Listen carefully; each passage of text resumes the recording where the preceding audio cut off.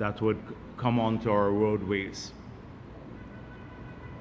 And if this is not a sign of prosperity or progress, nothing is, because not all of these vehicles would come in for wealthy people.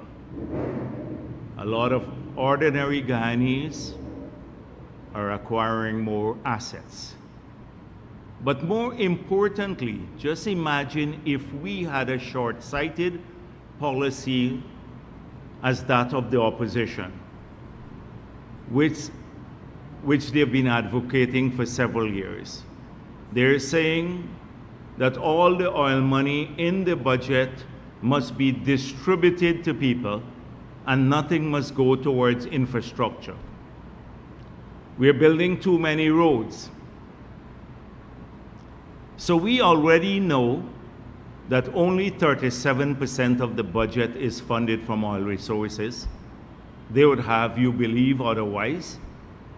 But they're saying that forget that. And it goes mainly to education, health, and to public infrastructure. That's oil funding. But they've said, forget building roads. Why are we building highways?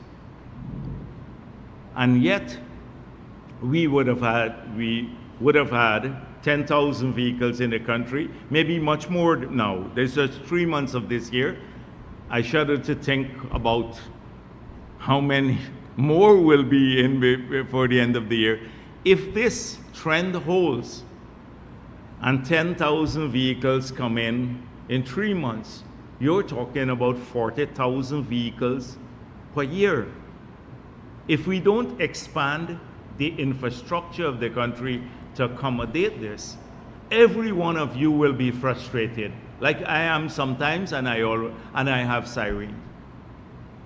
This morning I was coming and I got stuck with police vehicle ahead of me by the library, the National Library, for a long period. I couldn't even come down the road because there was nowhere to go, even if you turn on the siren. And I'm sure that every citizen of this country would have experienced a similar ordeal on the road, and that's compounded often because of the infrastructure work that we're doing, which is sometimes done, which would be disruptive in their very nature, but sometimes it's done in a haphazard way, which causes even more problems for people. So that's the reality of our roads. People spend a lot of time there, time they can spend with their family or in leisure activities. And this opposition is saying, forget all of that. Too much money on infrastructure. So we are committed to expanding the infrastructure of the country, modernizing it. We are going to expand the airport, a new terminal, you know that already, because the flights coming in and the numbers of people transiting our airport has grown immeasurably. So we need to expand the airport. You just saw KLM return to Guyana after a very long period. I think earlier this week they returned. And that's such a great addition to the number of flights that we already have, because it gives you a direct link, a direct flight into Europe, which is a major thing. Now, if we have to go to Europe, we have to go to the US, then fly to Europe. Europe offers us a new transit point for Africa, for Asia, for any part of the world, actually, or the Middle East. You can easily go there and then fly on to those destinations. And so Guyana is becoming a hub, and we will promote that even in a greater way. We plan already, you know about the plans to continue the 4-lane all the way to the airport. to complete the 4-lane along in Region 4 from Georgetown to Mahaika. In the next term, to award a 4-lane from Mahaika, contract for a 4-lane road from Mahaika to Rossignol. Then the bridge would be awarded. We already went out to tender for the bridge similar to the one that's being built here in Georgetown. That would be completed. We've already awarded contracts for the 4-lane road from New Amsterdam all the way to Molson Creek. So you'd be able to drive continuously from the border all the way to the airport, and then on a 4-lane road. And then similarly, we plan to also do the 4-lane from the bridge to Goshen, that is the Parika area, because Region 3 has a massive population and it's growing.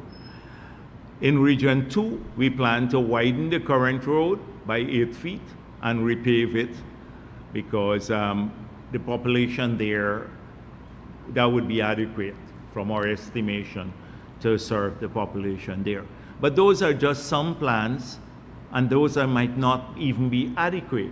Along the East Coast corridor, we are developing, apart from the 4-lane road on the railway embankment, another road at the back that would be a service road for the infrastructure that we are putting in, the GPL infrastructure, because we want to move those transmission mains off the main roads to the back on the high towers. But eventually that will be developed with the new villages along the expanded housing. We have 20,000 house lots being developed on the East Coast, so they will also need additional infrastructure in these areas. It just tells you. So you have politicians who will ignore this fact. It's just a simple post, but it tells you a lot about what's happening in the country. And if a government doesn't plan for that future, where will we be if we don't plan for it?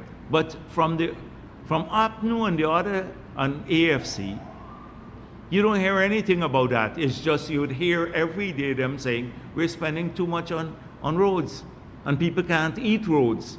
That's what they're saying. But people drive on roads. People drive on roads. They need roads as well. Food is important, and we have to tackle that too, but they need the roads. So it just shows you how short-sighted and how lacking in vision these political parties are. And it tells you a lot about what's happening in our country.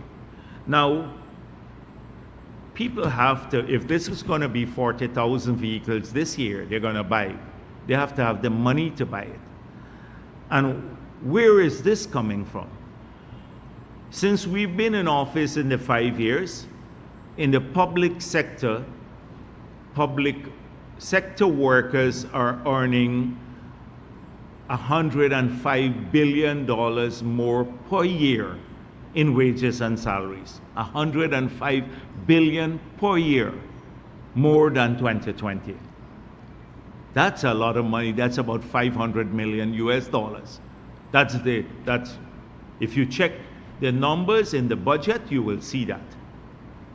That's how much more they are earning in the public sector alone.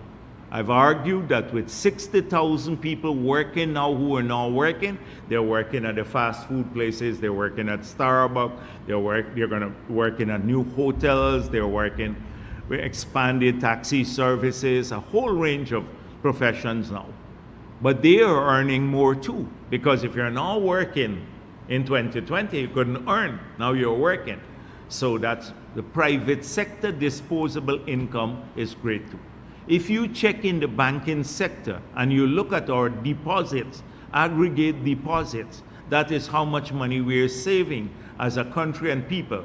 When you add up all the corporate savings as well as individual savings, you will see how it's grown phenomenally, massively. That's in the banking system. Our people are earning more, they're saving more, and they're spending more. So that is an indicator of what's happening, the growing prosperity. Not everyone, it's not perfect for everyone, but on the whole, that is the trend in our country. So they would have you believe that in these 5 years, we've gone backwards. If you listen to the opposition, you will think that the country has regressed rather than made progress. Everything is wrong. That people are suffering more now than before. But what are the facts? So I saw a feeble attempt by AFC to this week talk about governance issues and taxation and governance and indigenous people reform, because they like to, they're fake sophisticates, as I said before. They like to present this air of being intellectuals. But when you poke the substance of what they speak about, you'd see how hollow and how duplicitous they are. So the AFC telling the people of this country about issues like governance is like Lucifer going to heaven and lecturing the angels about how not to sin. This is how it is. And I can demonstrate this factually. Not that they are Lucifers, because next thing they'll say, Jagdeo call them the devil. But I'm just using that as a comparison, how disgusting it is for me. Imagine the AFC talking about taxation now. Another one, well, let me don't go there yet. But this is the party that was in government with the PNC just recently. Forget ancient history, up to 2020. They supported the value-added tax on a whole range of items, including healthcare, on water, on electricity, on baby food, on a whole range of items. This is the party that did that. They supported the value-added tax on hinterland travel, on freight to the hinterland. After claiming you have a high cost of living in the hinterland, you had to pay a tax on the freight. They instituted a whole slew of new taxes. I don't want to go through that. Almost 200 taxes and fee increases that they passed in Parliament. And if you go back and listen to the debates, we were in Parliament in opposition at that time saying, why are you doing this? Why are you doing this? You don't need to increase taxes for people, on the miners, on the farmers, everyone else. We were opposed to the taxation increase. They collected $94 billion more per year because of increased taxes alone. 94 billion, and they claimed they didn't have money. 94 billion more per year. And I told you earlier how they were so doctrinaire in their approach and arrogant about it, that they believed they were doing the people a favor in the country by increasing their taxation. If you listen to the debates, the arrogance in which they imposed these policies, they knew best. This is the only way you could have done it. I gave you the experience of the car tax study, that when I was president, they came to me and said, when we were replacing all of the other taxes with the value-added tax, there were 6 taxes we replaced with the value-added tax. They said to achieve revenue neutrality, we had to have a 16% across the board for every item with no exemption. And I said, that's never going to happen in the government. And we exempted water, all utilities. We exempted health and education. We exempted a whole range of basic food items. We exempted from all the value-added taxes. We zero-rated them. They reintroduced that to everything because they were doctrinaire in the implementation. It didn't come out of an indigenous coordinated effort. They were just dusting off old reports and implementing taxation policies. So we've seen this. And when Nigel Hughes, the same party that is now talking about taxation, when he was questioned, he wrote the response, read his response about why they remove the cash grant from the children and a number of other things. He said it was a fiscal imperative that caused that. I don't think he understands what it means, because that a fiscal imperative that caused them to do this.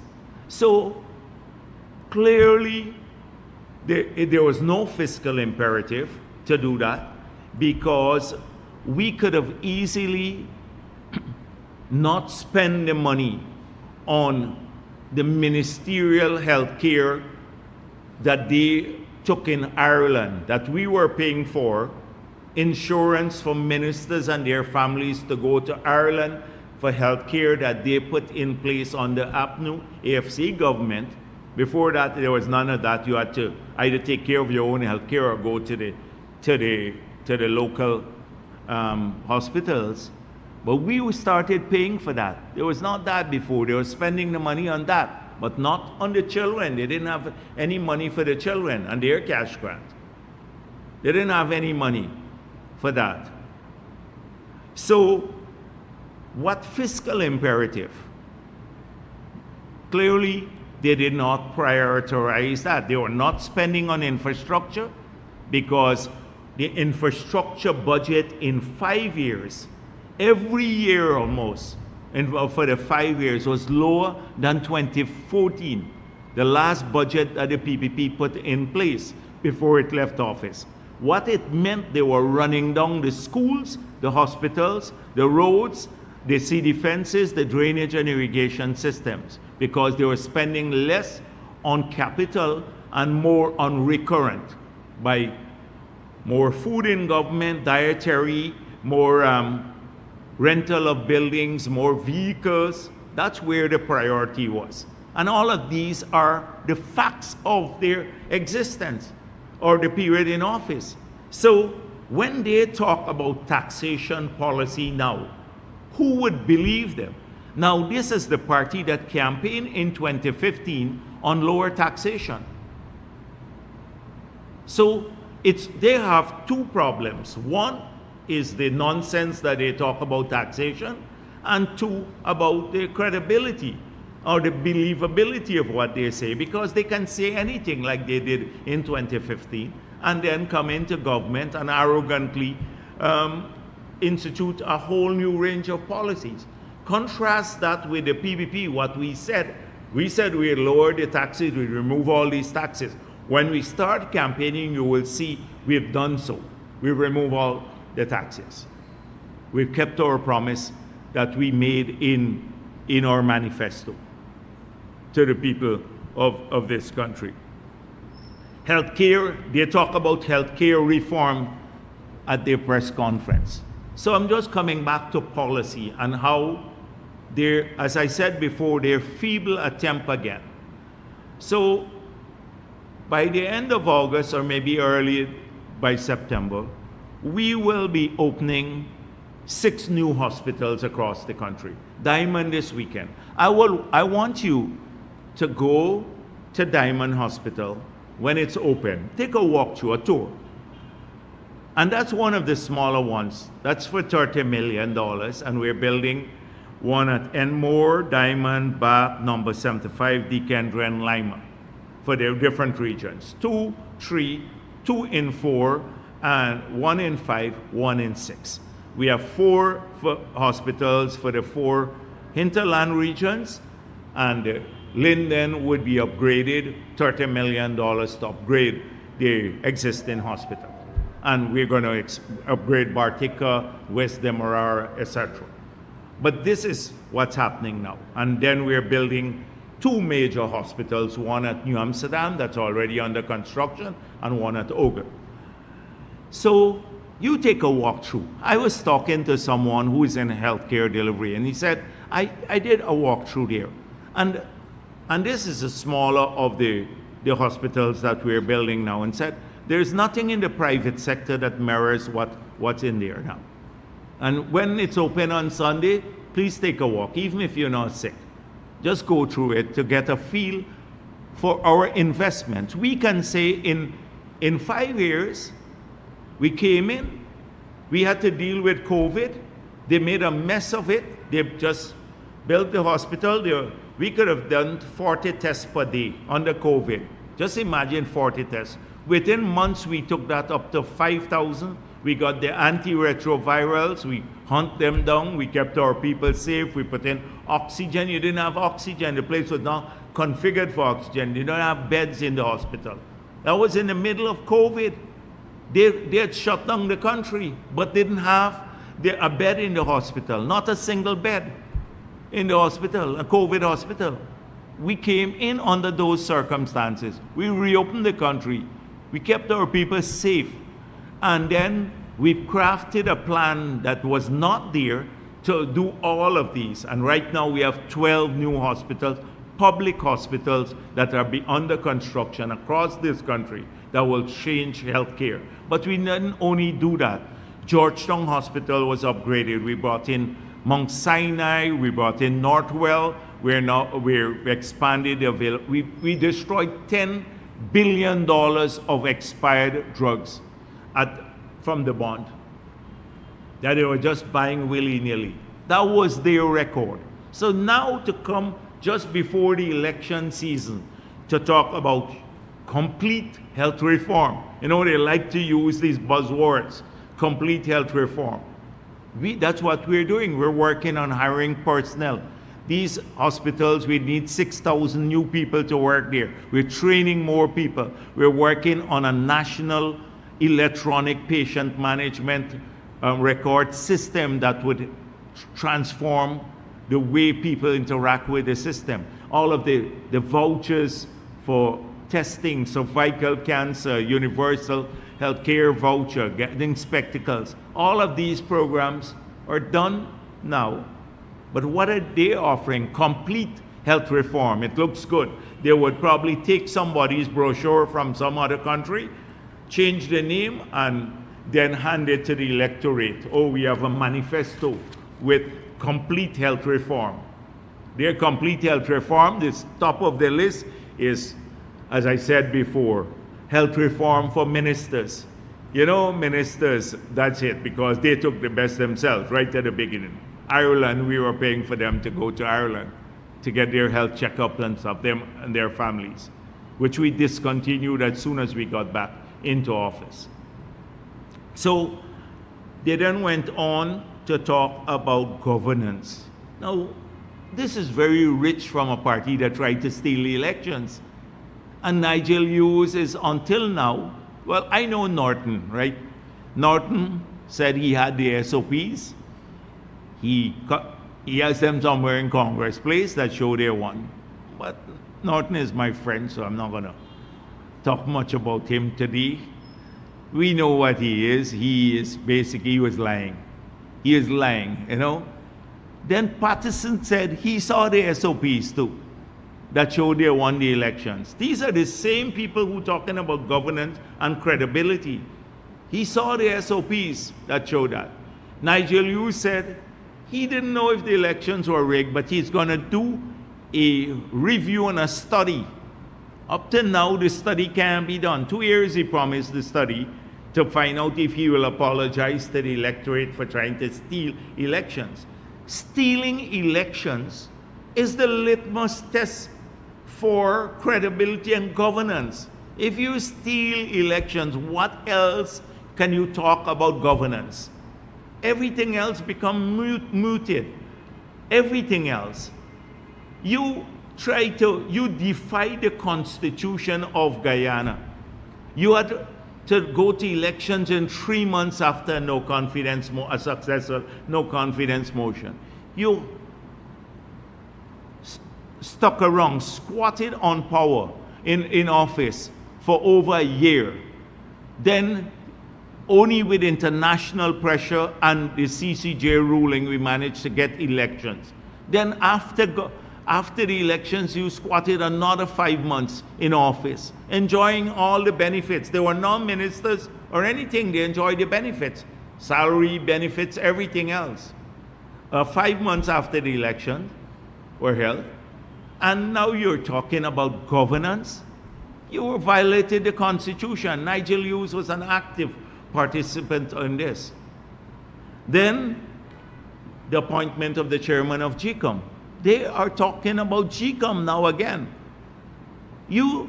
25 years of common understanding between the PNC, the PPP, and everyone else, that this provision in the Constitution will work in this manner. We've all respected that, every leader. Desmond Hoyt, Corbyn, Jagdeo, Ramatar, everybody. It started, until the last government came into office and they said, oh, we have a different view of this. We can unilaterally appoint, contrary to the constitutional provision. If you can't respect a basic provision of the Constitution that has been, the interpretation of that clause had been settled not only in law but also in practice, then how could you ever claim credibility again on anything associated with governance? I don't want to go down the long list, because sometimes we forget that in the 5 years we've had most violation of the Constitution and people's rights than any other period in office. And I can give you the long list. We had documented this. From threatening Carville Duncan. You remember Carville Duncan was the head, I think, of the Public Service Commission. And he was summoned and said, you better resign. We don't want blood on the carpet. Yeah, people forget this sort of stuff. And you're going to lecture us now on governance again? They talk about indigenous people and land rights. And I saw Lawyer George speaking in an Amerindian language, making that presentation. Somebody sent him. So she didn't make any presentation in any language when they were busy in the 5 years, when they were taking away Amerindian land rights and firing the CSOs. I wish she had made the presentation even in English so that the country would understand it. But now suddenly they have a view on these issues again. So we can go down the long list of policies. That's why I wanted today to start off this way, contrasting policy for policy, or with policy. And forget the personalities now. The LCDS, environment. What did they do? What did we do? And how is it benefiting the people of this country? They took $2.5 million US from money we left under the first LCDS, hired consultants, got GGGI and UNEP to help develop a green state policy. The bulk of it was planting trees. We came back into office, all of the money that we left under the first LCDS, $17.2 million US for hinterland, taking internet and improving ICT in the hinterland. That was left under APNU. They spent some of it.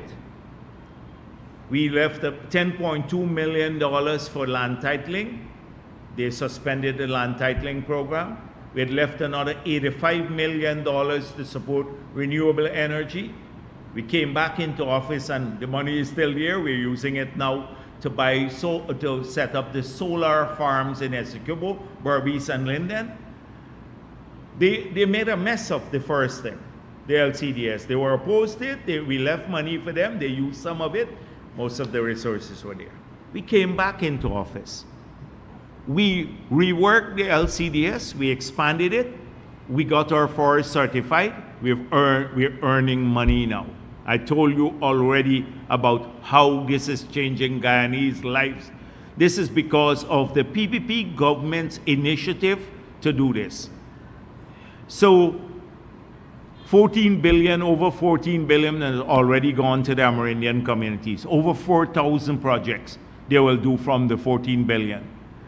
The 85% that would remain would help to secure this country through adaptation funding everywhere in the country. So right across the coast, we're building better infrastructure to allow us to deal with climate change and more managing water better. Our biggest vulnerability is water from flooding, etc.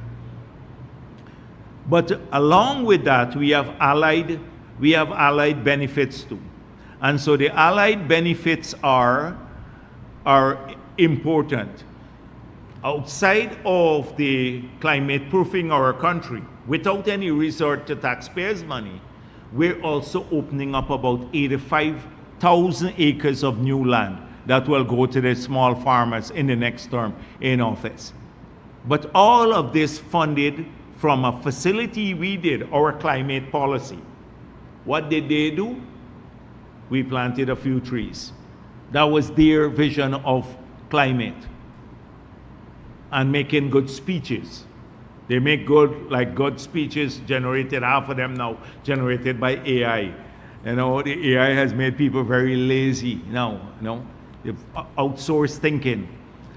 So that is the contrast there. So you can't anybody, sensible person, would see there's no competition. We can talk about infrastructure, starting from power. Let's look at the electricity, which is so vital to the country. In the 5 years on the APNU, we already had an aging system there because a lot of the power plants were the ones that came in the PPP era, and they were running old already. So we had the hydro to replace a lot of that as base load. They killed the hydro, made a lot of spurious or false claims about hydro. One, that we'd run out of water. Two, that there would be $2 billion of debt when there was zero debt, just a contingent liability. Three, that there was that the price of electricity would be 30 cents per kilowatt hour when it was 10. Patterson repeated that lie in that last year's budget. Repeated that. Even up to now, he's repeating the lie. They killed the hydro. So that went out. So one would assume that if they go to the UN and promise by 2025, which is what they did, that the 100% of the power will come from renewable sources in Guyana, that they would make the investment. But which investment? Zero investment. So it's not just that they could not meet the renewable energy target, but they could not even expand the capacity, generating capacity for fossil fuel units, which led us into a major problem because when we got back into office, we met the same old infrastructure, but now with a surge in demand to keep the power there. More people, hotels, everything else, people need AC, the housing program expanding, etc. So we needed more power. The demand has surged to over 200 odd megawatts coming from the state alone. So we've been struggling to keep a pace with that. They could have started the gas to energy project earlier under their term.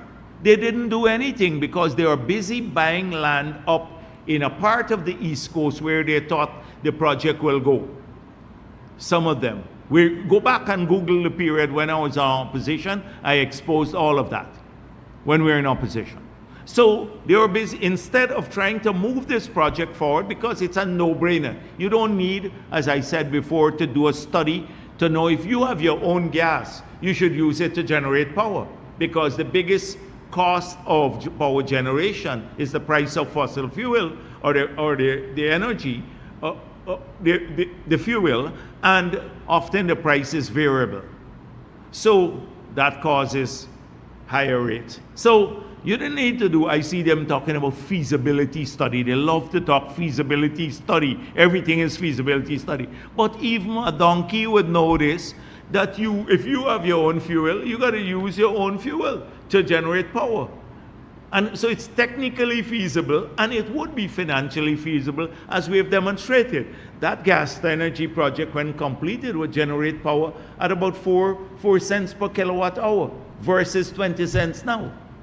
So that's why we can reduce the power next year by about 50%, which would be about 11 cents per kilowatt hour, because it's being sold at about 22 cents per kilowatt hour now. So we had to come back in, and we put in place an arrangement. They talk about the delays of the project, not that the project.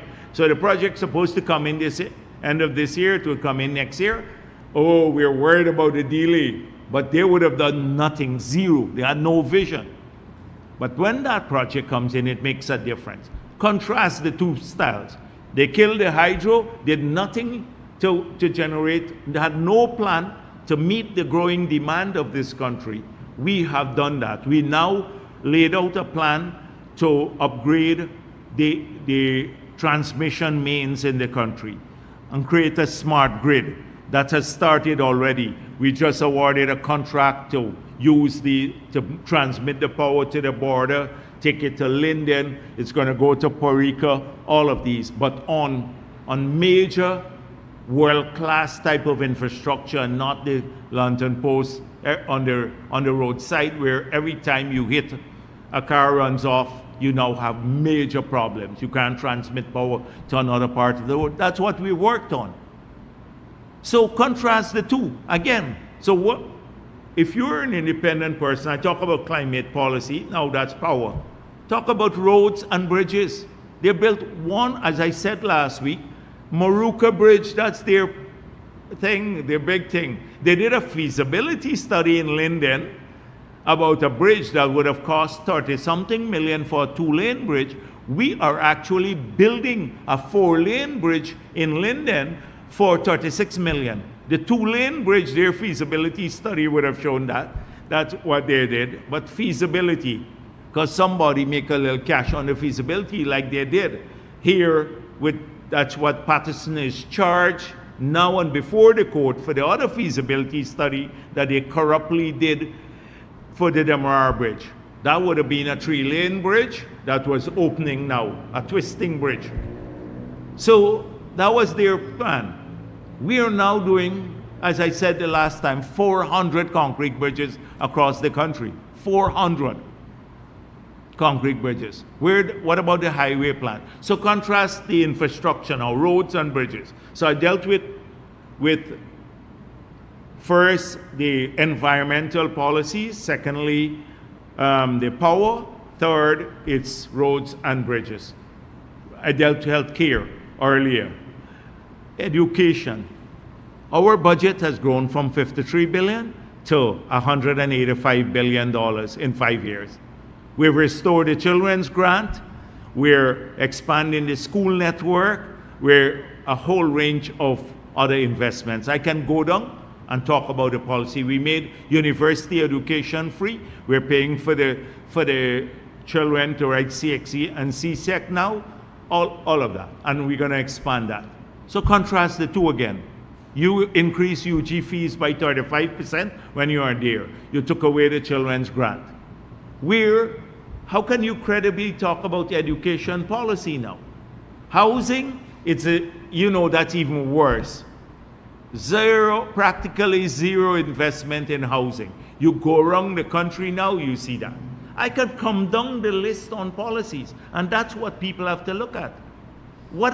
So when they go to these press conferences or Amerindian development, I can talk about the changes. CSOs, land titling back, their presidential grant, their roads in these communities. I see one man go and promise the Quibana Road, to do the Quibana, Moruca to Quibana Road. Although, if you listen to my comment at the NTC, the Tushos raised it, and we, even at the NTC, we put $130 million to upgrade the road until it's concrete all the way, which we've announced many times here. I've done that in the last 3-4 years about concrete road from Moruca to Quibana. But let's don't get stray off the topic. Indigenous people development.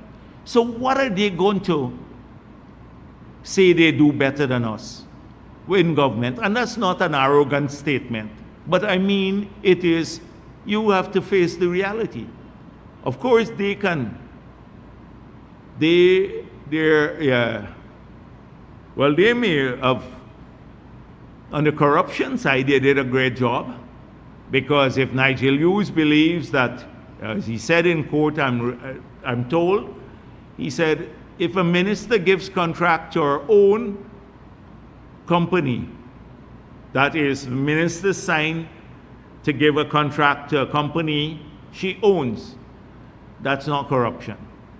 That tells you a lot about how they see corruption. It tells you a lot. I don't need to say anything else. I don't need to tell you anything else about that. So they do that extraordinarily well. I can go down and do the comparisons, but that will take me like 100 years. And we don't have all of that time here. And then the future. Let's talk about the future. We said there's so many things we need to fix in the future. We have not been perfect, but you look at the 4 years and the change in this country. And another 5 years would see this country transform. We still have tons of things to do. Congestion, road safety, picking up garbage, cleaning up communities, the concrete drains, a lot of parks that we're working on. I can contrast youth development to it. Don't let me start on youth development and job creation. Don't let me even start on those things. As I'm talking here, there are so many things coming to my head that we can compare with. So there are lots of those things. And then the vision for the future. Financial inclusion, financial literacy, a lot of government opportunities where people can invest in. We've made that that's going to be a big part of the future. Earlier this week, I met with a young guy who came to see me. He has a company, he does drone, and he sprays rice. And that's the future now, because, we've had, when the aircrafts were flying high and spraying, especially in villages, then the drift is further into the village, and then the aircraft has to go back to land and fill up again and then come back. But with the drones, you can land it at the bed head and fill up just there with the chemicals and go up and spray. You can come very low so you don't drift into the villages. That's the future of applying pesticides to fertilizer when, like if you have paddy bug infestation. Young Afro-Guyanese guy, and he has a big vision. He wants to expand this because it's a growing sector. Now, and I was saying to him, in the next term in office, we are going to put up this development bank to assist people, small and medium scale business. Because the cash grant that given out now $100,000 can't really cut it. A drone is more expensive of that nature.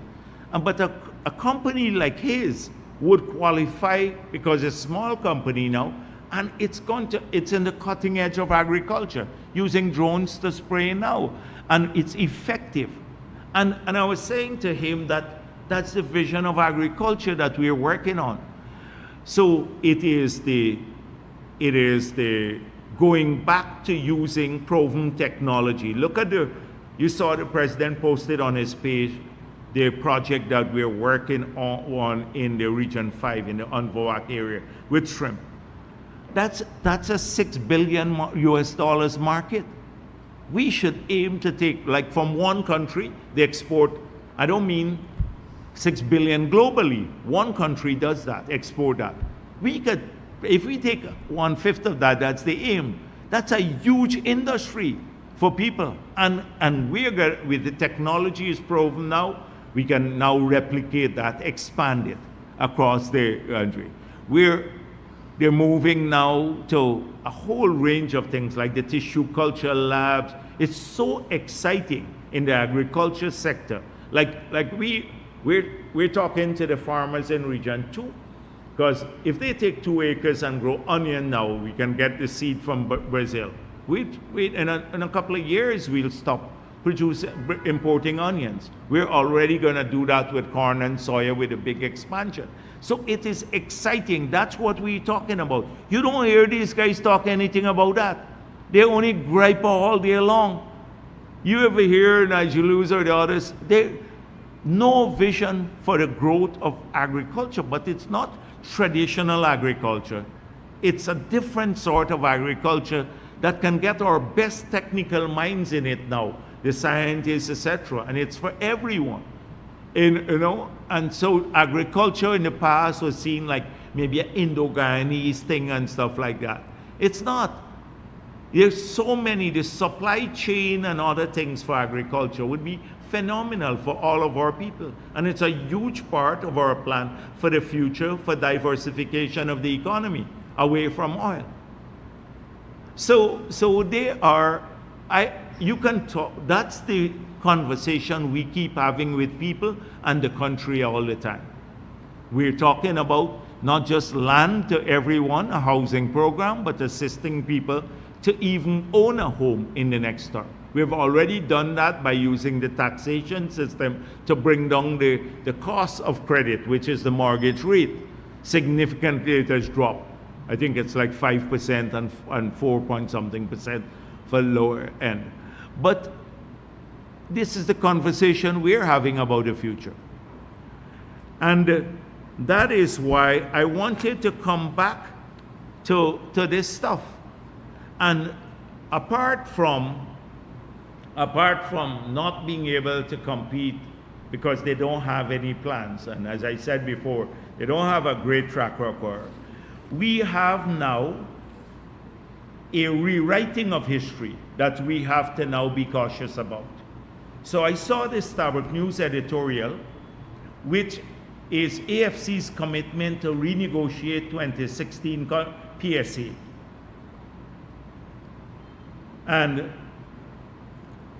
they said now the declaration by the AFC will begin to chip away at the political facade of contract sanctity that has opportunistically covered the 2016 PSA.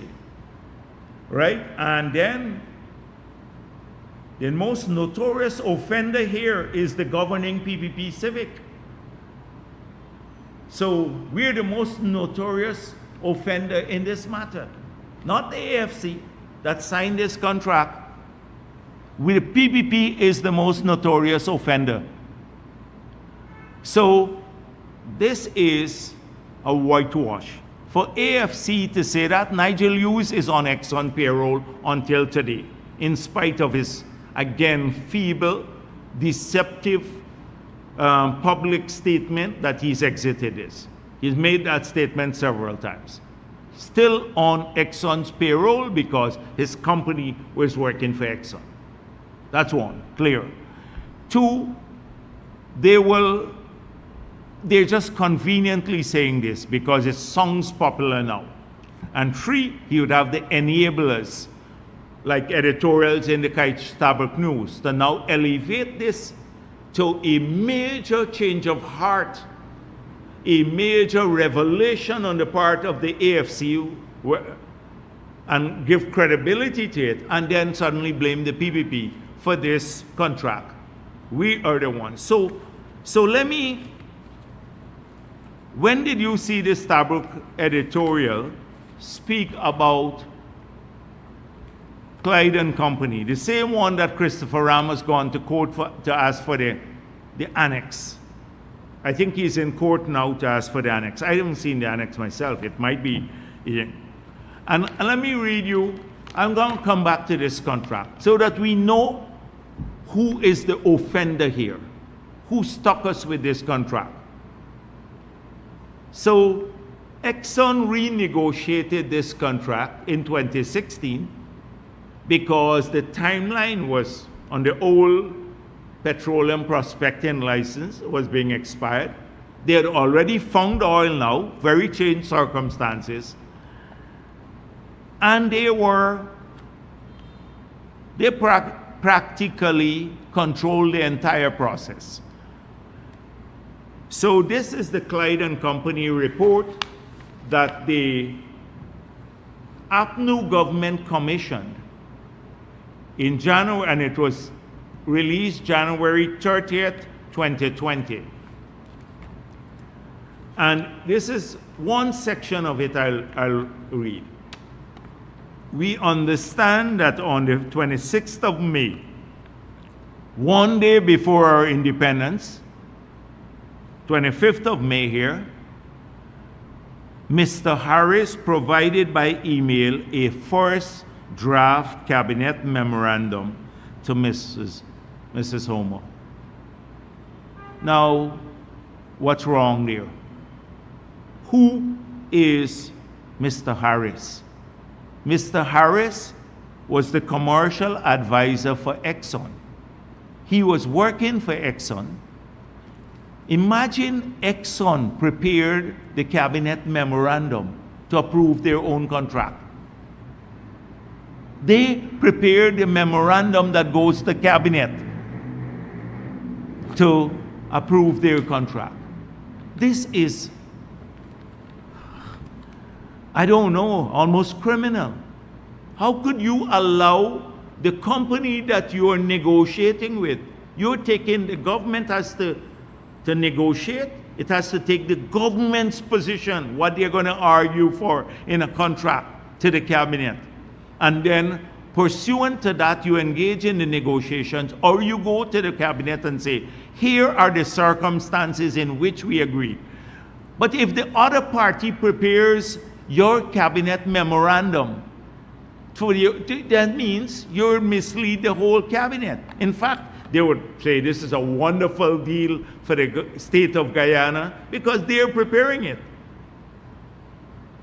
This was the state of the PNC government, APNU AFC government. Disorganized, incompetent, duplicitous, didn't pay attention to anything, and I dare say, I must say, corrupt too.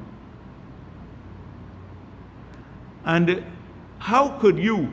They then signed the 2016 PSA, in which there is no ring fencing, no corporate tax. They got an 18 million signing bonus that they hid for over a year. In fact, nearly 2 years, the country didn't know.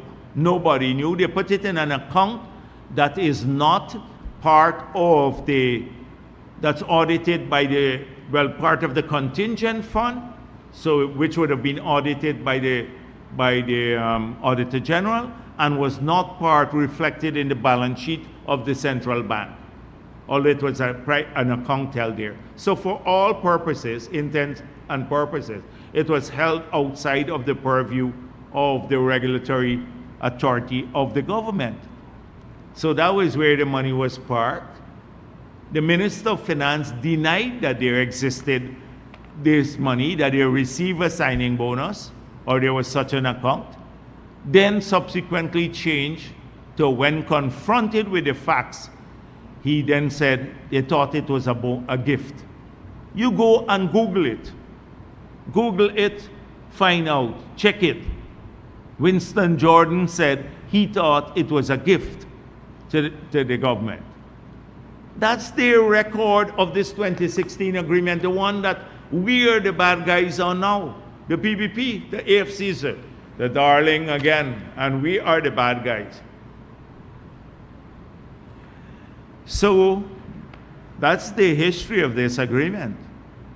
The people, Nigel Hughes, his office on the Exxon contract, their of address. Imagine this was chairman of the AFC and then he resigned. So the contract, the Exxon's office for was Nigel Hughes' office in the contract. That is their local office. And imagine who's signing the agreement. Another AFC member, Raphael Trotman. So that's the history of this contract. We said, we made it clear, we're going to pass, policy-wise, we're going to pass a new PSA, which we did. Now the new PSA has any future contract, it's ring-fenced effectively because there'd be small blocks. 2, you pay a 10% corporate tax instead of 0. You're now paying 10% royalty instead of 2%. That's the PSA now. That's the one we have. 2, we pass a new law. 3, we pass a local content law. 4, we now change all of the permits, the environmental permits, strengthen them. And you know what? We put everything online, including the audit, the 2 audits that were done. Everything is online. And now we've seen from the audit I saw somewhere that Exxon billed us for the First Lady's trip to, a large sum of money for the First Lady's trip to abroad. Not the current First Lady, on the APNU. So I thought, they were going to fund that because First Lady took her time to go there. And so this is the Starbuck News again, rewriting of history. And by the shameful actors, the same people, the same AFC, not even PNC. I can understand Norton saying this. Like he could say, well, I was busy on the periphery of government. I didn't know about them things. It was Ranger and the others. I was busy at Bamba Mali or somewhere else working.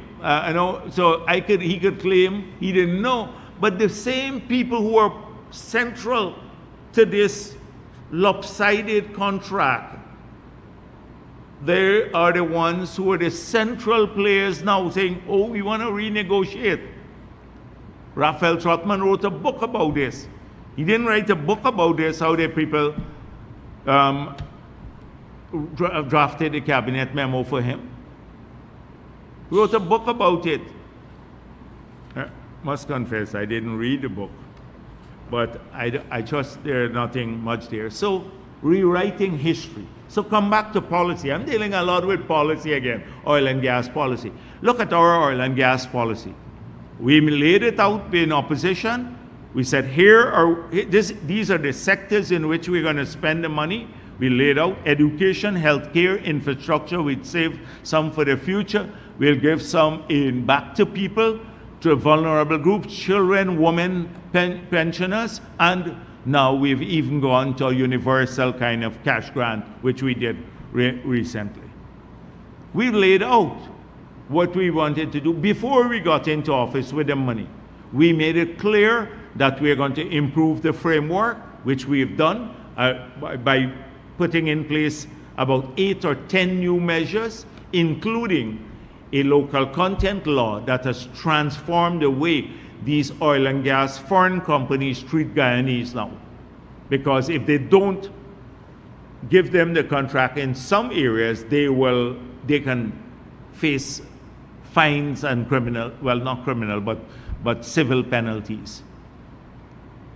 So we are proud of our stewardship in office in this area, how we have really, in difficult circumstances, changed the landscape and equip our people with better tools. We have defended every policy. We have spoken at a single press conference more about oil and gas than they have done in 5 years. You check that. We've defended our policies in every area because we're convinced that they're good for our people. So even on oil and gas policy, and I see them talking about cost of living too. And this is the same Norton who said he wants to end subsidy on electricity. But you ask how we have kept our inflation rate in spite of a massive capital program and the huge budget, which tends to push or cause the economy to overheat, how we have kept our inflation rate in line with the regional average and even lower. It's because of direct interventions, and I've explained to you how we did it already in transportation, subsidizing gas and diesel at the pump, electricity prices, water prices, internet reforms, a whole range, so that we've kept the significant elements of the cost of living down. Food prices are variable. Often when they go up internationally, we face the consequences, but we have had a direct interventionist policy as a government to tackle all of these matters.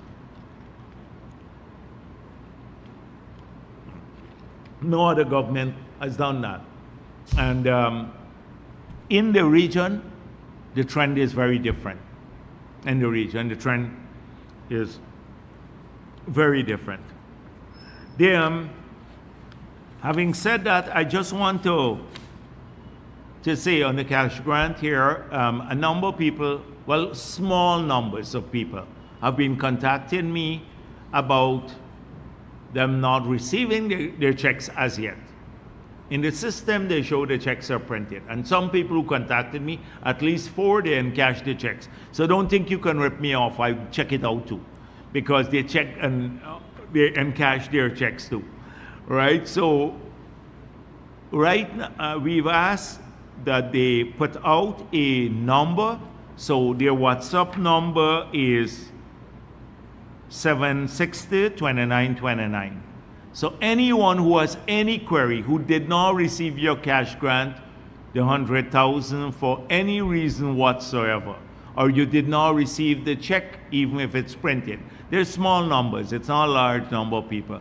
Please contact this number.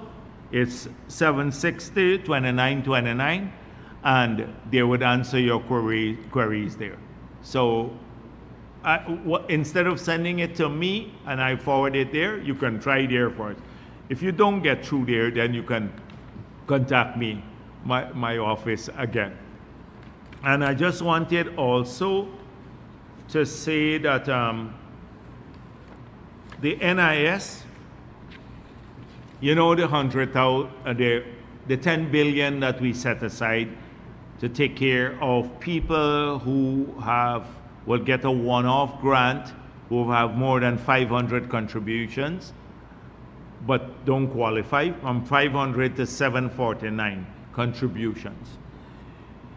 So on the NIS website now, if you go there, you would see a link. It is one-off NIS, oneoffnis.gov.gy. You click on the link, and then you can put in your name or your NIS number and check if you qualify. That's what I'm told. I'm told today, I ask again if the link is operational.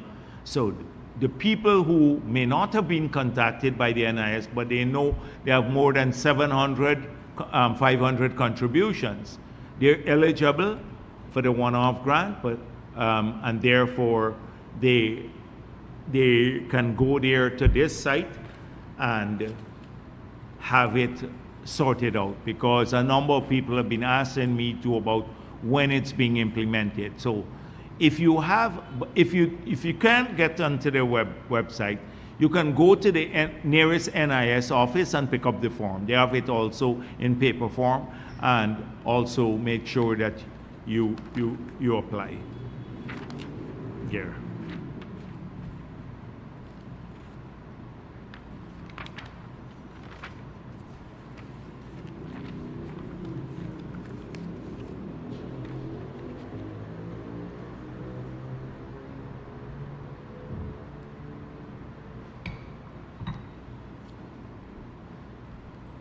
So a lot of people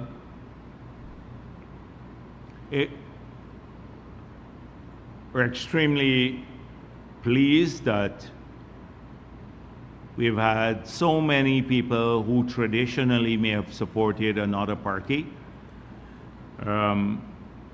joining our campaign and endorsing President Ali for second term and also the PPP Civic.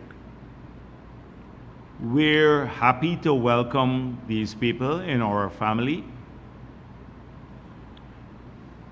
And I can assure them we treat all of our members and supporters with respect. Now, I've seen a lot of attempts to vilify these people. And people, we live in a free country. So people can express their views about what they see as defection and what I see as people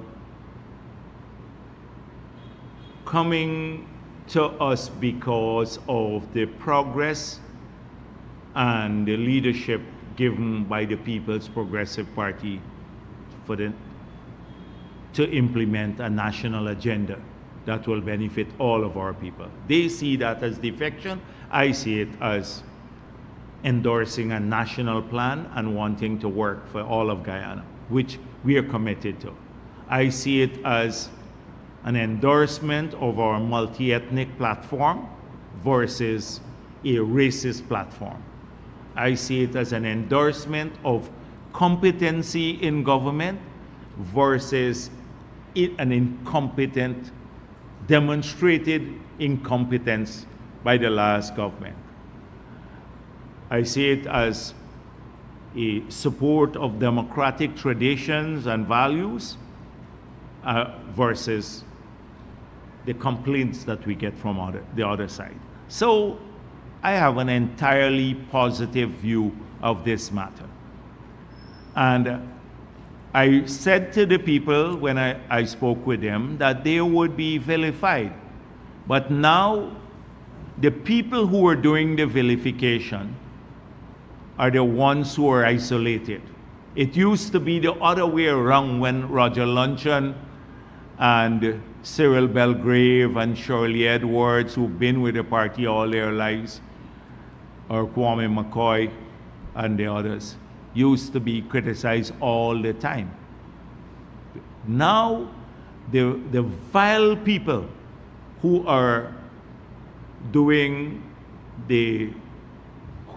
who are saying these negative things about people crossing to us are the ones who are being isolated now, because more and more people recognize now that they're not going to allow these vile statements to stop them from doing what's good for the country and themselves. And that in any case, there is no future for these vile people who are criticizing them, because they're doing it out of desperation. They're doing it out of desperation.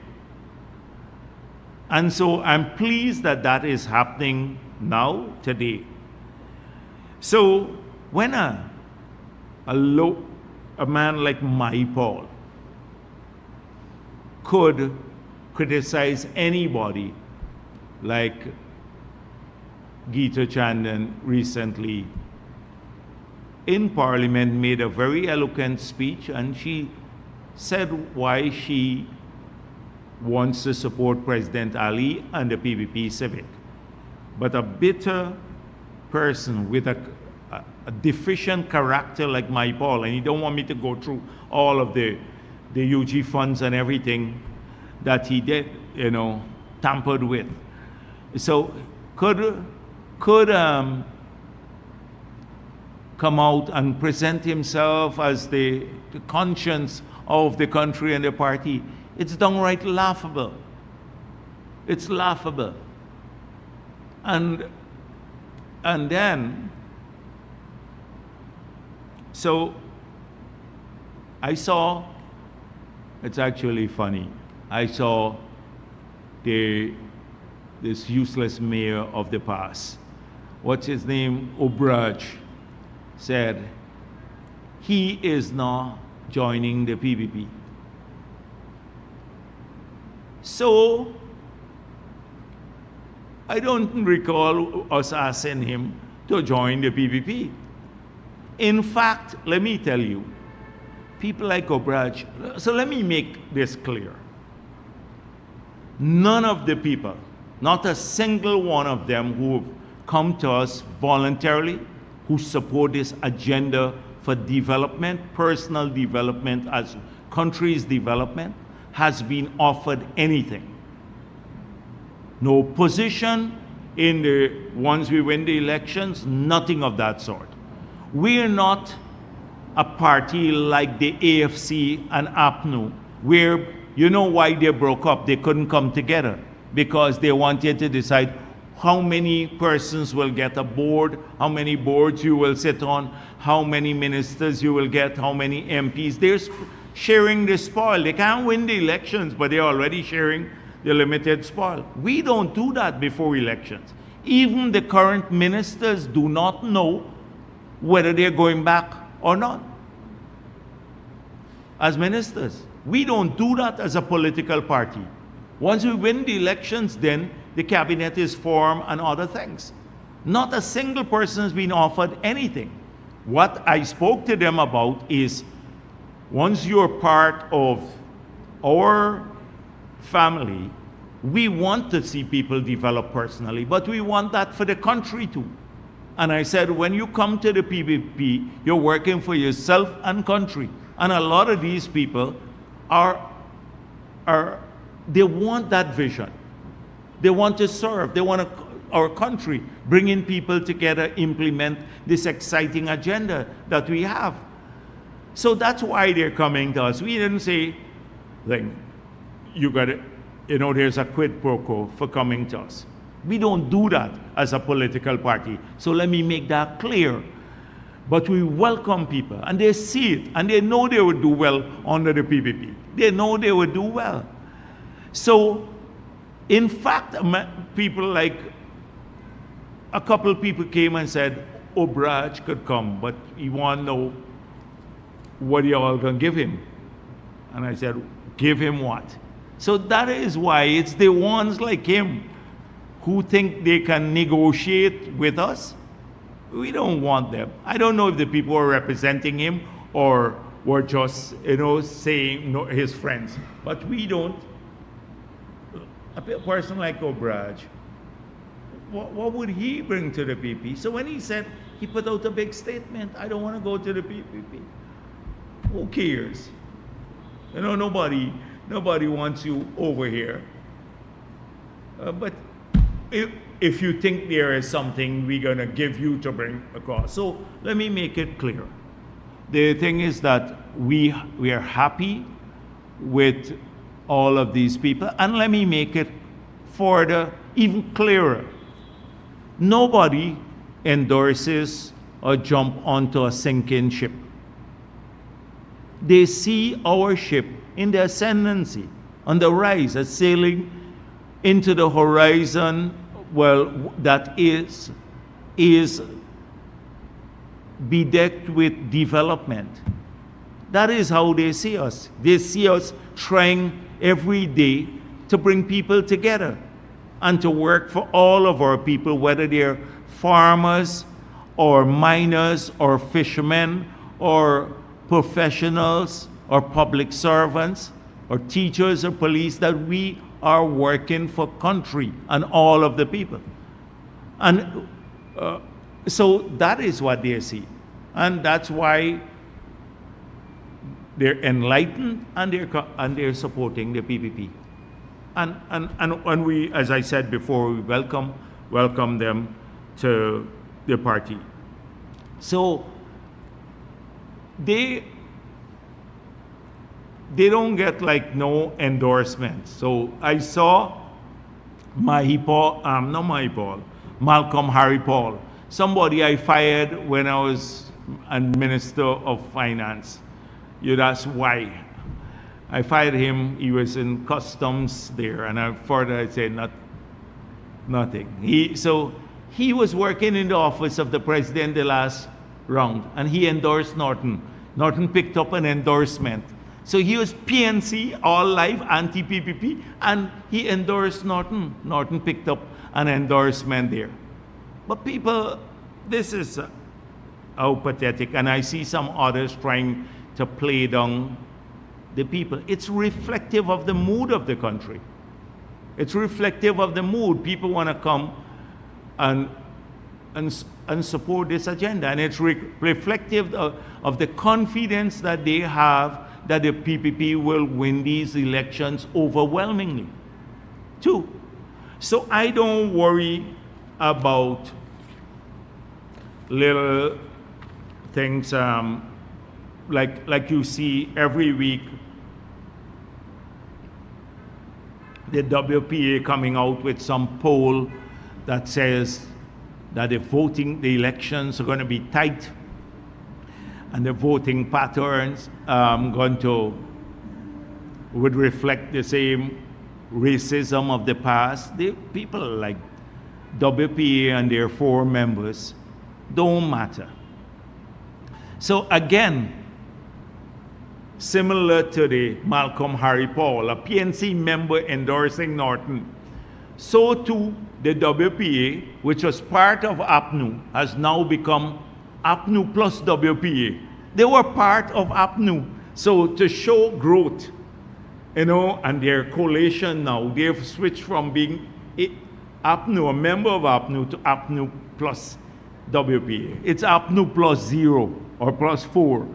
Now, 4 members, I mean. That is what it's done. It's like all so infantile, childish, stupid, and they think they can really dupe us, pull wool over our eyes as a population. You will think David Hines needs help, medical help, with all the thing calling people lick bottom and everything else. You're mad, really crazy. I don't know if you could sue a man for calling you mad, but I take my chance with David Hines. But yeah, really, who pays attention? He and a couple of people there. So this is who is going to. They're not going to win the elections, APNU AFC, and so they're tying. Some of them are trying to tie bundle with the Mohammeds now.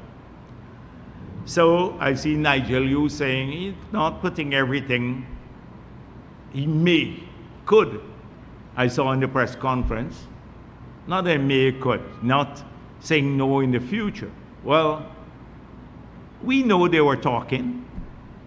With APNU has deployed its people to support him, thinking that he will probably cause the PPP to split PPP traditional support. That's not happening. And so there, if you look at the comments and the support, his whole team around him is APNU.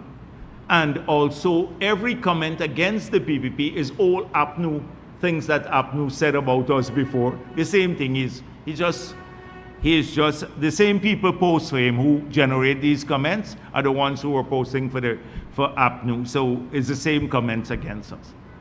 So they believe they're deluding themselves that that will happen. For those who have seen what's going on the ground. So first of all, let me address a couple of things.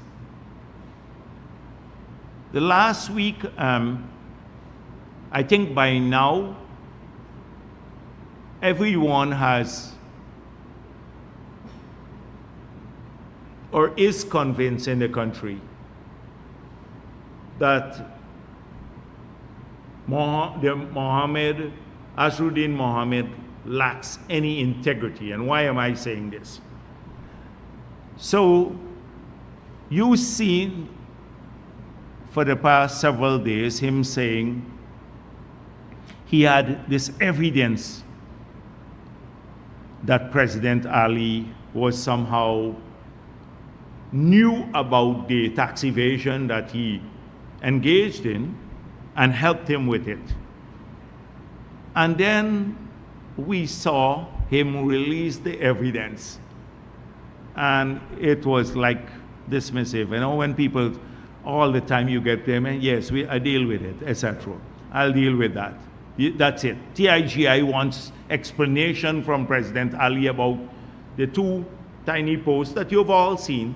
They don't want explanation about the 10,000 kilograms of gold that may have been smuggled out of the country. That was smuggled by the Mohammeds out of the country. They want President Ali to explain his post. We've already seen this guy lie again in the release of the evidence. You've seen him tell someone, I paid $1 million US. It's on tape. You can't undo that. He isn't denied that. Nobody asked him, how come you told the guy? It couldn't be $1 million Guyana dollars that you paid for it. He said, when asked, what did you pay for the Lamborghini? $1 million US. And now doubles down that he had this invoice for $75,000 all along. So I'm not going to go into great detail. I don't even want to go into great detail about it. But this is the guy who talks about people selling their mother, you know, for who lack integrity. He lacks even a modicum of decency, much less integrity. He lies openly. Every time he opens his mouth, he contradicts himself.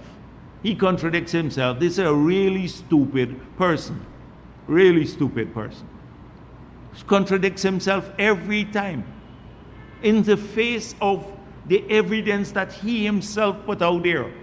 And he expects people to believe him.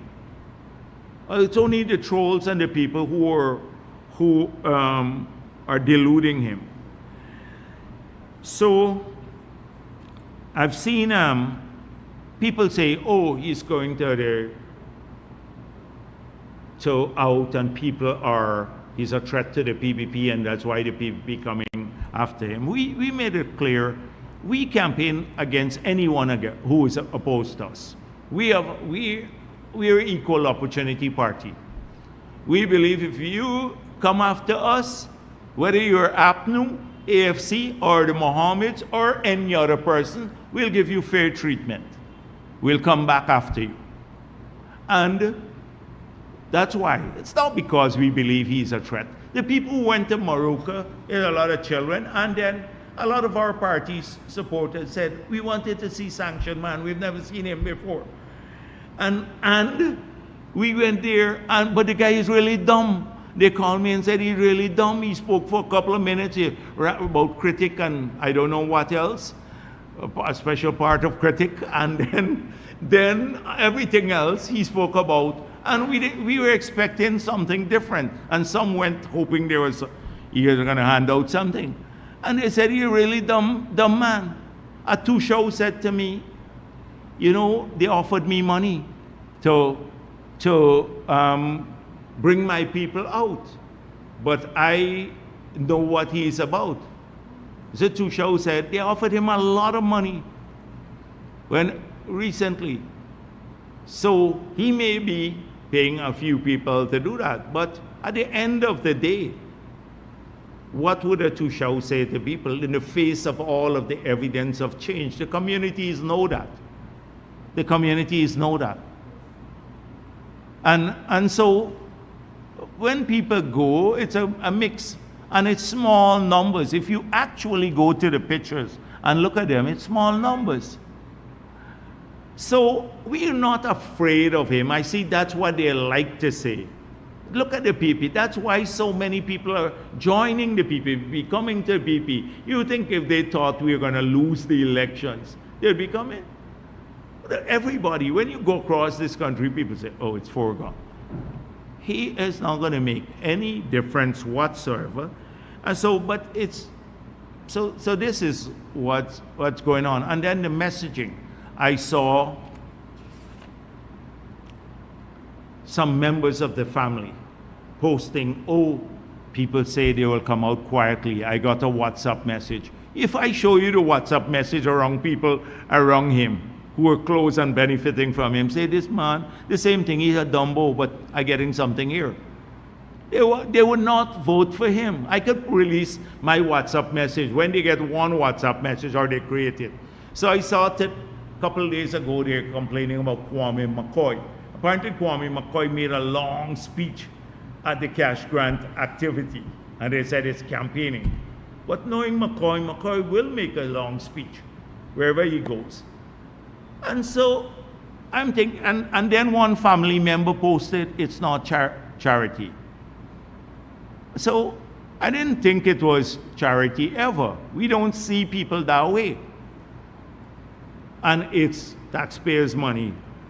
That's what the family member posted. But they didn't know that the 11 billion that they stole from the Treasury is taxpayers' money too. They didn't know that.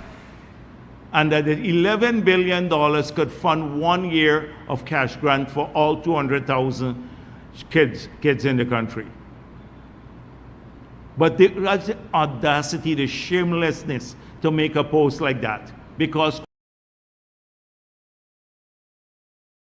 Kwame McCoy went and gave a speech there.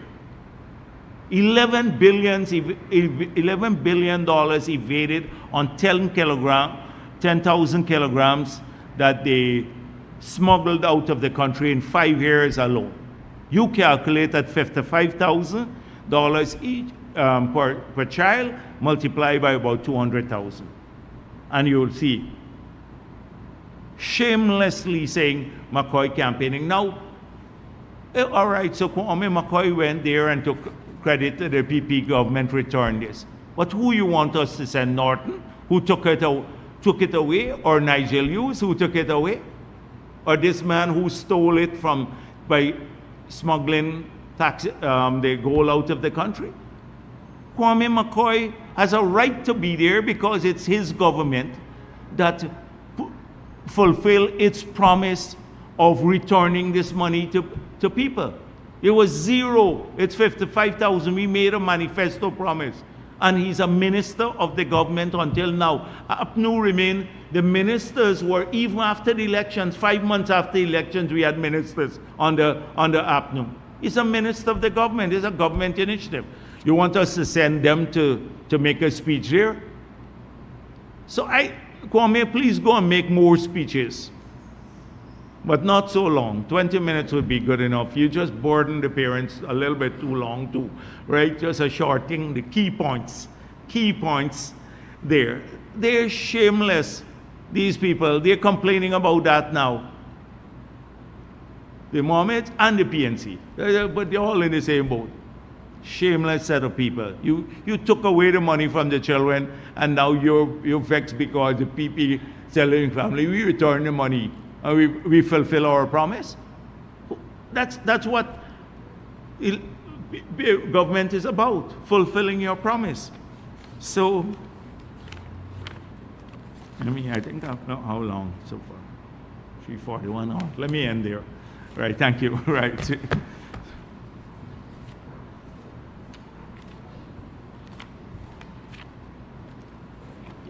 Yeah, go on. Good afternoon, Dr. Jagdeo. Good afternoon. Wendell Jeffrey, Channel 2 Headline News. I want to segue from the point you're making.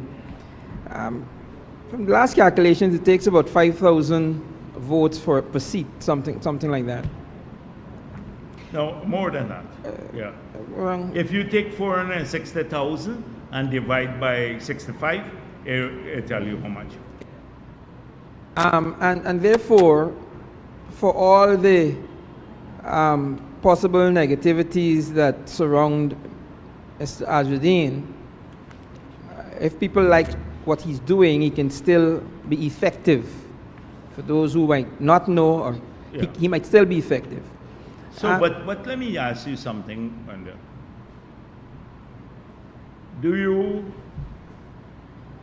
Have you been following politics here? In 2020, we won the elections with a majority. Single party competing against all of these other parties. 16 of them, 14 at the national level, 2 otherwise, part of coalitions. Since then, we got back into office. That's when APNU had control over everything. We got back into office. We've implemented all of these programs. The Amerindian communities, which voted for us, along the coast. We've had the local government election results show that we are winning more in traditional areas. We have now a number of people who've seen where we are going and are crossing over to the PPP. You think the signals are not clear? The PPP will win the elections. If we get 60% of the votes, say this 460,000 persons voted the last time, say 500,000 vote now, and we get 60%. That means that 300,000 will vote for us, okay? So you still have 200,000 people out there who would vote otherwise. So you want me to account for every one of the 200,000? Somebody got to get it. Whoever gets it, that's fine. I don't care if he takes from APNU or APNU lose it or AFC lose it, whatever. But we're not going to get 100% of the votes. You make it look like we're looking for 100% to win the elections. If we get 60% of the electorate, you still have 200,000 people who will vote against you, basically. And so what's wrong with that? And look at the people. Have you analyzed? I've been in politics. The Gina Rahaman, Charles Sogrim. Gina Rahaman is an old griper. All 100 years he has been around. He used to be in Charm, etc. He is a shock force now for the Mohammeds. Charles Sogrim, who was at AFC, they dump him. This guy's been hanging around looking for money everywhere and everything else. All his life, nothing. Lied, he said I burned down some house he had and he had to apologize. I think some factory. Lying Charles Sogrim. He is the campaign manager. And the third one is like Ramaya. Ramaya has been going from one party to the next, etc. These are the campaign managers. And then the slack buckter from Essequibo Coast. Those are the people. Look at these are the people. And going around and taking down people's name and getting a few people come out and so. You think that's how you run a campaign? But even if so, I wish him well. I wish him well. The thing is that we don't need your people behave as though we have to get all 500,000 votes to win the elections. Of the people who voted, we honest 300,000 should be good enough. Thank to win you. 60%. And you just need 51%, right? Correct. To win. But, right. Yeah, so it's possible that he pulled some votes. Yeah, but when he was asked, but you think, but that's no. why I don't see him as important. He's just a criminal. The guy is a criminal, and because he falsified things. His whole war came about not because we are afraid of him. It's because he was sanctioned by the United States of America. I see now people talking about this issue, but he was sanctioned by the U.S. He put out how much he paid for his Lamborghini. It's his own stupidity. Yes, let's move on. Let's move on. I don't want to waste my time being people who are... Yes, go on. Ask if he would join or partner with the PVP. He said, he was asked by a reporter, he said, if it lend to the development of the people of Guyana. Mm-hmm. With that in mind, would the PPP accept the support or the partnership of T. Mohammed? We are, as I said before, we're not arrogant, but we're confident that we will win the 2025 elections. We're confident about that. arrogant about it. Because of the work that we have done, we have kept faith with the people of this country. So the thing is that I'm not dealing with hypotheticals now. And if allowing people to smuggle is in the best, that's how they characterize it, in the best interest of the people of Guyana, then I beg to differ. But I don't want to waste my time. He is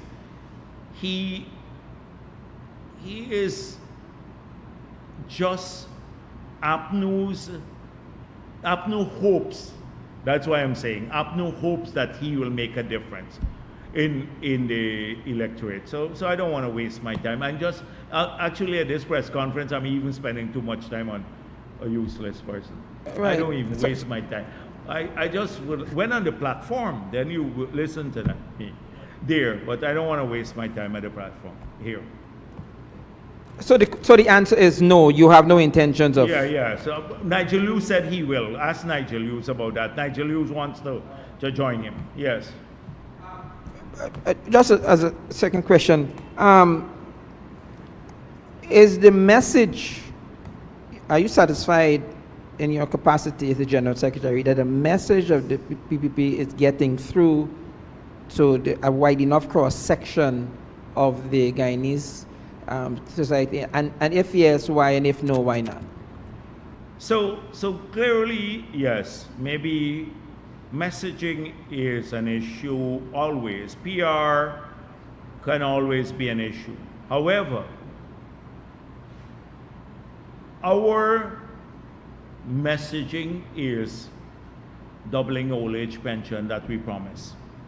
So the pensioners know that.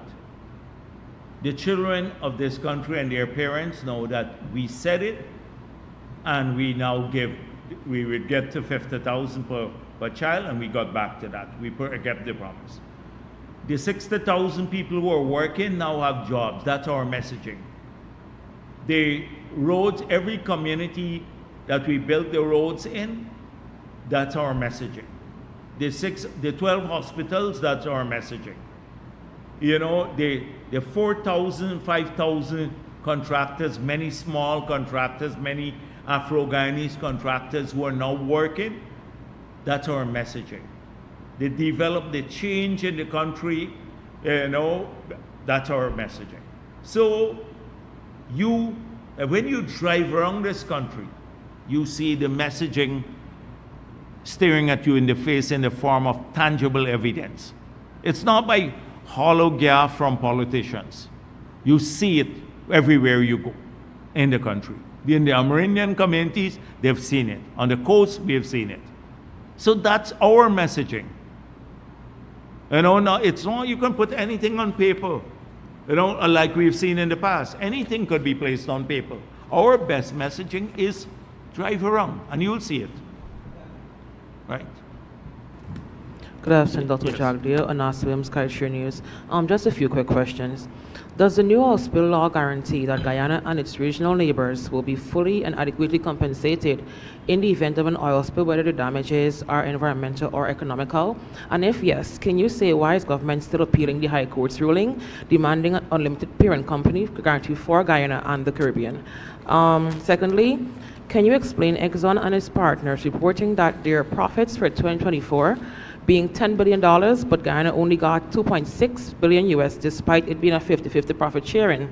And lastly, what is your response to growing criticisms that Guyana's low tax to GDP ratio is a direct result of generous tax concessions given to oil companies? Mm-hmm. So I saw something about Exxon reporting $1 trillion in profit over the 3 years, and they said that the government got about $1.3 trillion. So that's about consistent with the formula, which says that 14.5% of the 25%, which is set out for as profit sharing, would result in that configuration, and they would have 10.5. So that's consistent from what I saw. It can't be any different. In these years, they have to get less profits than we have, than we would have received.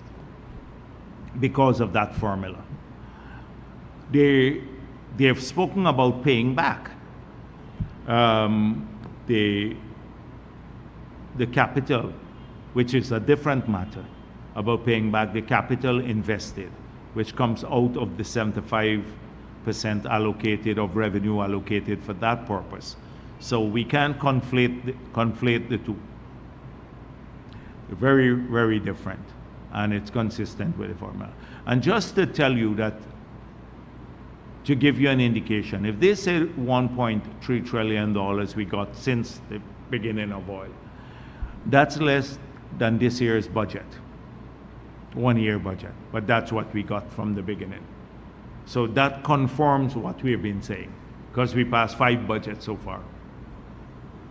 So entirely clear. They now, with the new law in place, the way I see it is that permits from the EPA would have to ensure that they are responsible, and the financial assurances they give must be consistent. They're responsible for all, first of all, they're responsible for all of the damages caused, that is the cleanup cost of the damage caused from a potential oil spill, and 2, for consequential losses. No, for Guyana. We legislate for the state of Guyana.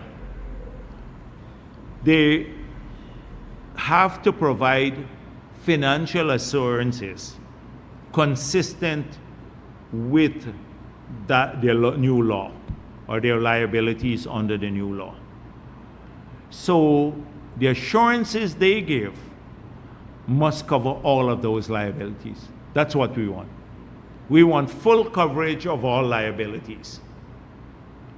So the EPA, the new permits from the EPA, must seek a financial assurance that would ensure that all of their potential liabilities are covered.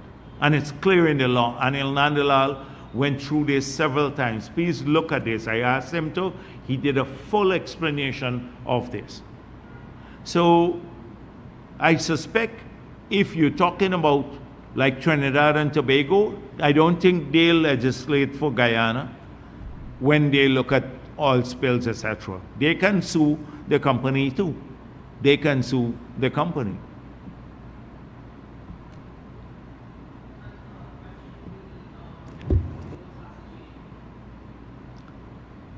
So people have to decide, is this a good thing or a bad thing? What do you think? Low tax to GDP is a good thing?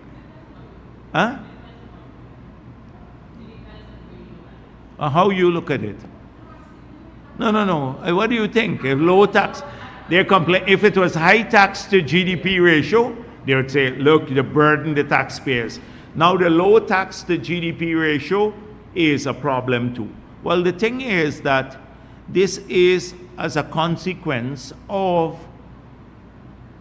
the Kaichor News and Starbuck News bodies in the AFC having a zero corporate tax for the oil and gas activities in Guyana. It's a consequence of that. So you can have the GDP growth rate would outstrip the growth rate of revenue. And it's a simple explanation for that. Simple explanation. You tell me if that's good. If it's good, then they did a great job there. Just a quick follow-up. You've spoken a lot of times before about this formula in relation to my previous question. Can you give us like an idea of what the formula is? Which formula? With the profits for Exxon and Guyana. Man, oh God, don't ask me this question now after all these years. You don't know what the formula is? It's a simple. You have 100% of revenue. 75% goes to cost recovery, right? 25% is for profit sharing. So that means 12.5 to Exxon and 12.5 to the government, but then they have to, from their 12.5, give us the 2% royalty, so we end up with 14.5, and they end up with 10.5. So that's how it works. Oh. No. After all these years, the formula, yeah, go on. Good afternoon, Dr. Jagdeo, Starbrook News, Mrs. Slow. As it relates to the ongoing saga with President Ali and Mr. Mohammed, now there have been some public concerns raised regarding their relationship. And the main question raised here is surrounding the related tax questions surrounding the recent Lamborghini purchase of Mr. Mohammed. Do you think it is in the interest of transparency that the president should address this directly? The president addressed it. The president will not get into the trench with a man of low integrity and a man who is sanctioned by the US for smuggling 10,000 kilograms of gold that the US said they have a mountain load of evidence for, and that refuses to answer that question truthfully. Is not given an answer to the Starbrook News. I didn't see Starbrook News or any of the media hounding him every day, calling him and say, how come? Call him and say, what about the 10,000 kilogram? Nothing there. What about the 11 billion evaded? Nothing of that sort. He doesn't give answers. He sidesteps the issue all the time. And then he keeps saying he paid $75,000 for the Lamborghini in the face of the US government supplying an invoice, the Treasury Department of the United States of America supplying an invoice for $695,000. And he told an influencer that he paid $1 million US and it's on camera. How come you want to ask Ali about this? Why don't you ask him? This is a big cover-up. It's a cover-up by the mainstream media because they somehow believe that he is going to assist APNU. It's a cover-up. And this is it. This is the guy refuses to answer the key questions before you. He lies about them, and not just refuses, he lies about them. And we just take the lies. The President Ali must now respond to the lies. President Ali has already responded. That's enough. That's enough. That's the end of the matter. They were looking for some smoking gun. Oh, I have evidence of interference. All you saw was a dismissive thing from the President. I'll look into it later, man. I'll look into your thing. And now he's even more stupid to say this evidence that he supplied, he didn't actually send the invoice to the president, but that was the invoice that was a true invoice they told the president about. Lying guy. So I don't think Ali should dignify. Now suddenly, that's why I'm telling you, the TIGI wants Ali to respond. TIGI wants Ali to respond. They don't want to find out about him. Maybe they should find nothing about him so far, not a single statement. It is the anti-PPP NGOs. They're part of the political arm of these bodies, and half of them collecting money from people. Half of them collecting money from people. I can't speak for the president totally, but I tell him, don't engage this clown. All right, thank you, sir. My other question, this is related to your personal relationship, or should I say past relationship with Mr. Mohammed. What was that, by the way? What was that relationship with? He asked me about my personal relationship or my past relationship with the Mohammed. So tell me, what was that? So the question is directly. No, what was that relationship? You're asking me about it. Tell me, what was the relationship? I'm waiting. I'm relaxing here. All right. Tell me, what was it? I'm asking, sir, if there was a relationship, and could you say What was kind it of a relationship? business I or like personal? women. I like women. There is no relationship there. What kind of relationship are you talking about? I'm asking. I'm not certain. I'm just asking if there was a No, but relationship. I could ask, did the AFC visit the lunar, like the Mars last week? You could ask anything under the world. It doesn't mean it's making sense. So you tell me, you're talking about relationship. What relationship? I didn't help him to smuggle no gold out of the country, 10,000 kilograms. Wasn't involved in paper shorts matter. I wasn't involved in the his Lamborghini business. So what relationship you're talking about? That's it.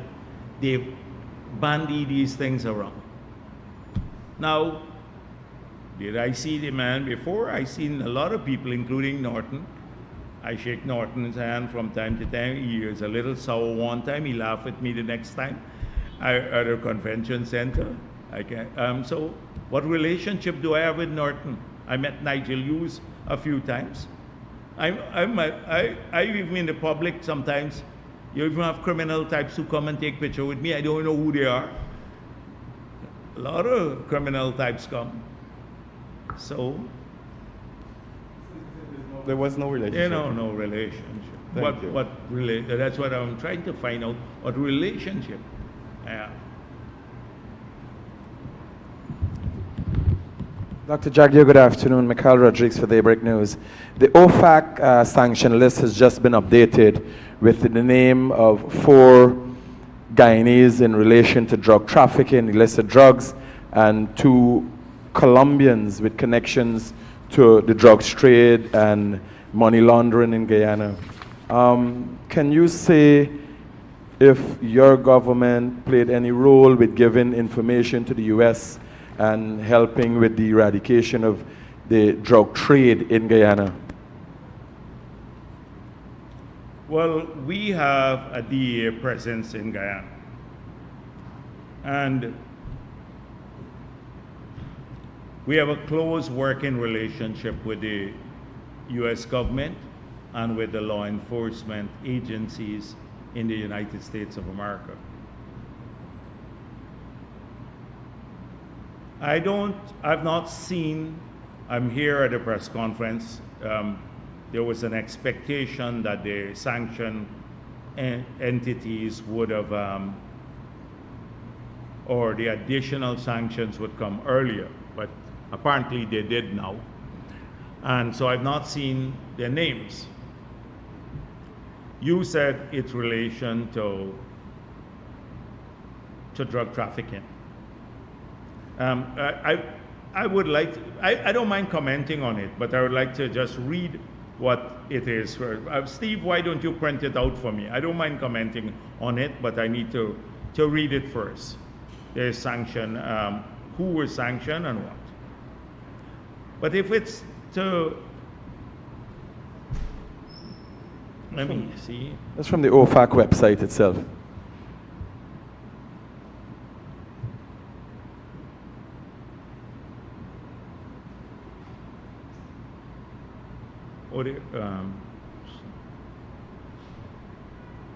So there are people from around the world, but including from Guyana.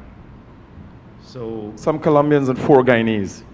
some Colombians who are living here? Oh, no, they're from. Their address is not here, but it is in direct relation to. I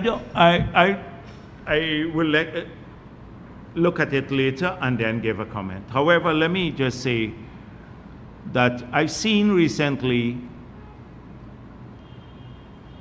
the people returning to the Reuters story. So often, if it was the PPP, every news media in this country would have probably been researching all the international articles written about a PPP individual and publicizing those. Every day that would have been in the media. But how come when it has to do with the Mohammeds, they don't do that? Is it that the media is being bought, some elements of the media being bought, or are they being steered? So how come this article was published by Reuters on July 14, 2023? There is a section of the article to give credibility to the article. It says possible sanctions. Now, this took place before the sanctions were announced for the Mohammeds. It says US officials have been in deliberations about whether to impose sanctions on Nazar and Azruddin Mohammed, according to 6 people familiar with the matter, including an Exxon official and a Guyana government official.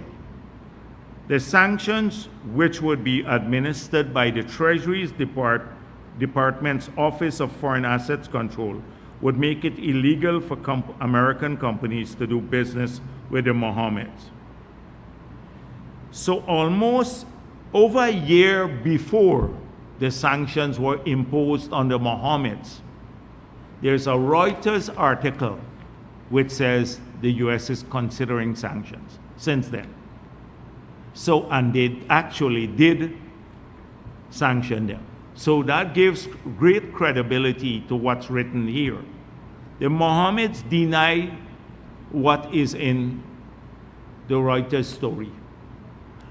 But another section, the part that has not made the media hear a lot, and I saw it last night, and then in the media, and then I said, you know, how come the media is not pushing this?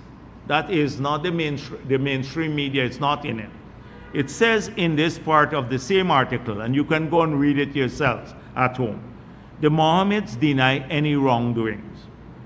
They're being investigated by the Drug Enforcement Administration, DEA, the Federal Bureau of Investigation, FBI, the Department of Homeland Security, and other US agencies on suspicions of smuggling Colombian cocaine and illegally mined Venezuelan gold to the United States, Europe, and the Middle East, according to the 5 sources with knowledge of the probe.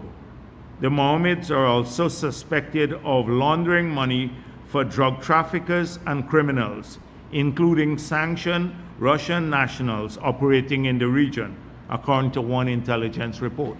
Now, Reuters is not, every one of you knows that Reuters is not it's the biggest probably news agency in the world.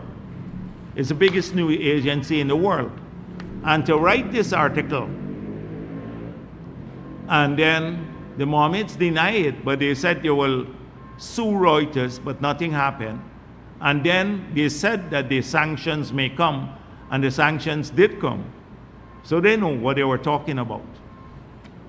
So I wouldn't be surprised that people are sanctioned for the drug trafficking now.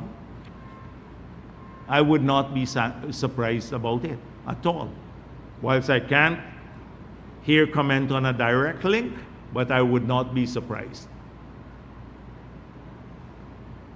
That's what I have to say at this point in time. Yeah.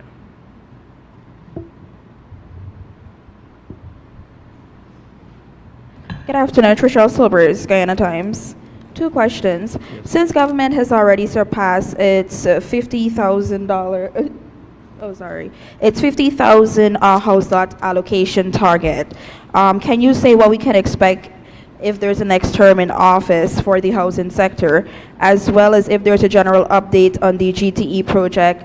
The last update I'm aware of is the US $422 million contract that was signed for the overhaul of GPL's Damrara Berbice interconnected system. If there's any other update. So that is, the PM spoke about a timeline that it was supposed to come in by the end of the year, a shift into the first, second quarter of next year. That's the new timeline we're looking at for the project. He spoke of that. We already awarded the transmission mains to take the power to Berbice. The substations, they are being built to bring the power to the control center here in Georgetown, and they should be completed anytime now. The pipeline is completed. We are now going to award about $200 million of upgrade to the distribution network. Now, what happens is that the distribution network is old, and you don't have enough transformers. So every time you push more power to the villages and to the wards in the city, you get the tripping of the feed because they don't have enough, they're old lines, and also they don't have enough transformers on them. So that is to upgrade the distribution main, so it would ensure greater reliability for power among people. That's where we are with that. It will continue aggressively in the next term. So we have awarded already about 43,000 house lots, and we, by the end of the year, you'd have another 25,000, I think, would be awarded. So we will continue building. It will take great priority in the next government because we want all of our people to own their own home. So once they're eligible, we have to work to get them a house lot. Once they're eligible, we have to. You can't get a house lot and sell it out though, and then come back again. So that is the goal of the government, to work towards full eligibility. No, in the 2020 manifesto, you announced the 50,000 house lots. Is there a specific number that you're looking at for the next term? I don't want to get, you would hear it when the manifesto comes out. So we plan to have a public consultation on the manifesto. Forgot the date that I gave them to arrange it, but it will be towards the end of the month. But we're not rushing to put it out because we already know many of the things that we intend to do, but we want to make sure that we get additional feedback. Like I said to the young guy who did the drone, and another young lady I met who talking about education early in the week, and I said, come to the consultations, share your views, too. Right. Dr. Yes. Dr. Jagdeo, Saskia Warwick from NCN News. I know the opposition recently said that they're prepared for the September 1 elections, but the opposition-appointed commissioners abandoned yet another meeting. Do you foresee this pattern continuing and potentially disrupting the smooth flow of the electoral process? We predicted this, that they are going to try to stymie the work of the Elections Commission so that we can't have the elections by September 1st. I doubt they will succeed because the Commission has already laid out a plan, and there is a provision where if they don't show up, the Commission can convene another meeting 48 hours later, and then whether they show up or not, proceed with its work.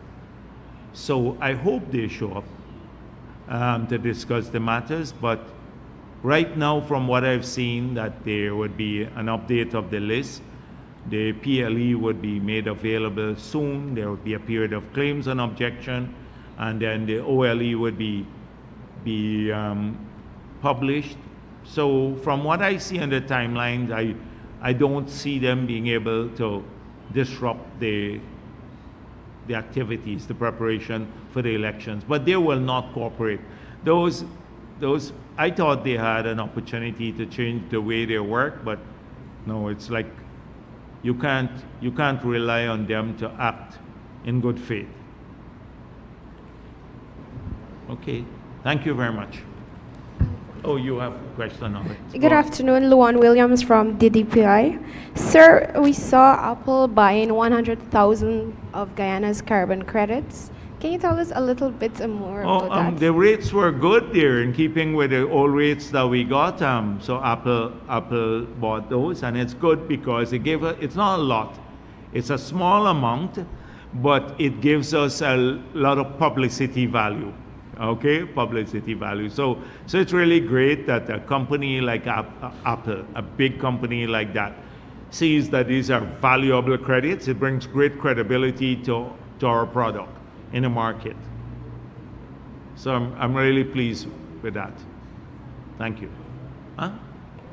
Does people benefit from this sale? Yes. Any sale, they're entitled to 15%. But if you look at the actual, it's more like 20% that they've received over the last 3 years. But it's so any sale that's made, the rest of the money then gets paid into this account to be used for the projects that I mentioned before. That is the adaptation projects, and part of it goes to indigenous people. So next year, when the NTC comes, they will get the money. You know what? A lot of these politicians are disingenuous, right? So they see the discussions that took place at the NTC, and they know what the commitments are made on roads like Edge Hill and everyone else. We're discussing with the two shout. So they're running back into the villages and saying to people, we're lobbying for you to get this road. This time it's part of our program and it's going to be done. So it's the lies that they tell to the people. Thank you.